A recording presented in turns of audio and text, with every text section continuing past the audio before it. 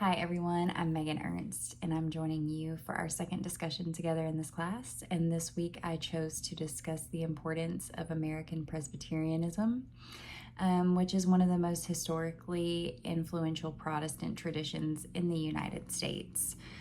When we think about Christian influence in early America, Presbyterianism may not be the first tradition that comes to mind, but it played a crucial role in shaping both the religious and civic character of the new nation. So Puritans and Congregationalists often get the spotlight here, but Presbyterians contributed significantly to American understandings of covenant theology, moral duty, education, revival, and reform. Looking back at the beginning, Presbyterianism in America grows out of the broader Reformed tradition, and it was deeply shaped by figures like John Calvin and John Knox, as well as Scottish and Scotch-Irish churches. So this tradition, this heritage really emphasized things like sovereignty of God, covenant theology, biblically ordered worship, and rule by elders. All of which became foundational to American Presbyterian practice. And immigration played a major role in the early spread of Presbyterianism, much like many religions in early America. It's been estimated that 4,000 Presbyterians had arrived in New England by the 1640s, blending Presbyterian principles with the prevailing congregational system that already existed there. And one of the most important early milestones was the formation of the first American Presbytery in 1706. And interestingly, this early body did not immediately adopt a full constitution or doctrinal standards.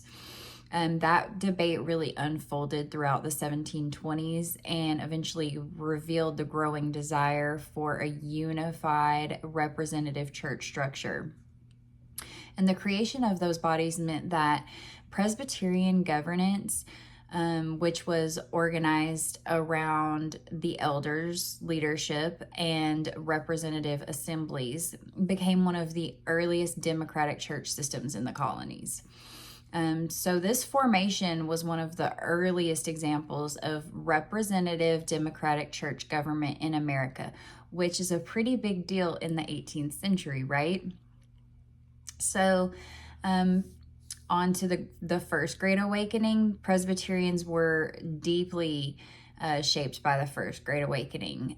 This revival produced the famous Old Side, New Side controversy, with New Side supporters embracing the revival style preaching, with the Old Side ministers expressing deep concerns over emotionalism and the loss of doctrinal discipline.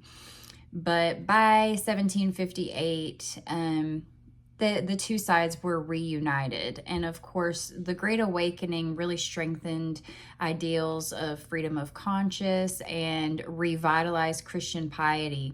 And those themes later fed directly into the revolutionary rhetoric of the 1760s and 1770s. And so by the Revolutionary era, Presbyterian political influence was unmistakable. British observers, some even referred to the conflict as a Presbyterian rebellion. And the representative structure of the Presbyterian church governance really helped shape American ideas about Republican government.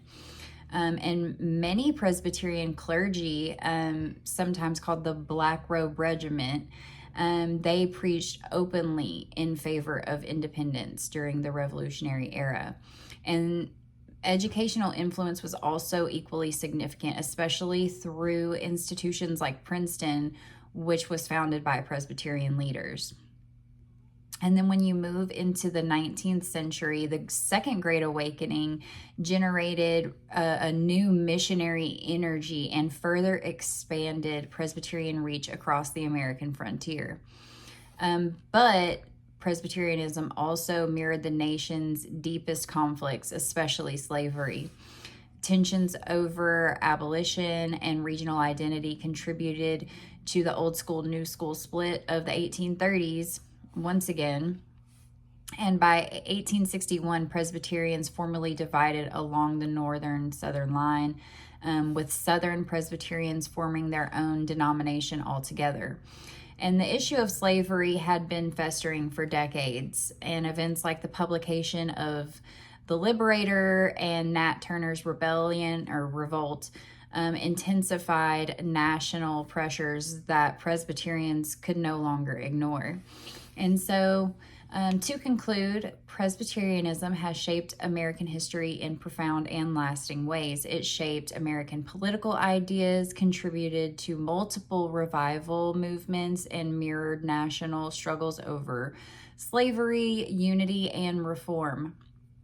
And what makes American Presbyterianism so important is not just the theological heritage, but the way its internal debates and institutional structures have consistently reflected the larger story of America itself. So that was my major takeaway.